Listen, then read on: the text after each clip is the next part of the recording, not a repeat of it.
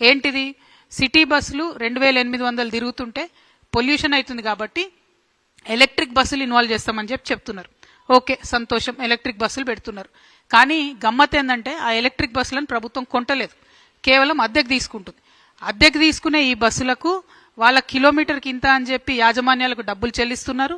ఇంకొక పక్క మన ఆర్టీసీ బస్ డిపోలను ఖాళీ చేసి ఎలక్ట్రిక్ బస్సులకు సపరేట్గా డిపోలు ఖాళీ చేసి ఇస్తున్నారు. అక్కడ ఏం జరుగుతుంది? ఆ డిపోలలో వాళ్ళు మన కరెంట్ యూజ్ చేసి ఛార్జింగ్ పెట్టుకుంటారు. అంటే కరెంటు బిల్లు మనమే కడతాం, ఉల్టా ప్రైవేట్ వాడికి కిరాయి మనమే ఇస్తాం. బస్సు కూడా ఆర్టీసీ ఆస్తి కాదు. ఇవన్నీ ఒక ఎత్తు అయితే ఆ బస్సు నడపడానికి డ్రైవరు, ఆ బస్సులో ఉండే కండక్టరు, ఆ మెకానిక్లు అందరూ కూడా అవుట్ సోర్సింగ్లో తీసుకుంటా ఉన్నారు. అంటే వాళ్ళు మన పిల్లలే, అవుట్ సోర్సింగ్ ఎంప్లాయీస్తో మాకు ఇబ్బంది లేదు. కానీ వారు ఆర్టీసీ ఎంప్లాయీస్ అయితే ఒక బరువు ఉంటుంది, ఒక బాధ్యత ఉంటుంది, ఒక ట్రైనింగ్ ఉంటుంది, ఒక రెస్పాన్సిబిలిటీ ఉంటుంది. అది లేకుండా అవుట్ సోర్సింగ్లో తీసుకున్నారు. మొన్న దుగ్గు రాజేంద్ర అనే చెప్తున్నారు, ఒక కండక్టర్ కరీంనగర్ లెక్కిండట అవుట్ సోర్సింగ్లో తీసుకున్న పిల్లాడు హైదరాబాద్కి వచ్చే లోపల 9,000 రూపాయలు పైసలు వసూలైతే ఆ 9,000 పట్టుకొని వాడు మధ్యలో దిగి వెళ్ళిపోయాడు. అడిగేటోడు ఎవరు దిక్కులేడు. అంటే బాధ్యత ఉండదు బేసిక్గా, బయట నుండి అవుట్ సోర్స్ నుంచి తీసుకుంటే.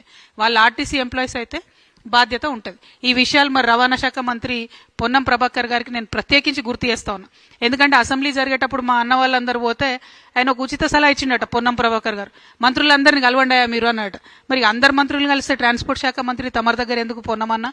మరి మీరు బాధ్యత తీసుకోవాలి, ఆర్టీసీ కార్మికులతో చర్చలు జరపాలి, వాళ్ళకున్న సమస్యల పరిష్కారానికి ముందుకెళ్లాలని నేను డిమాండ్ చేస్తున్నా.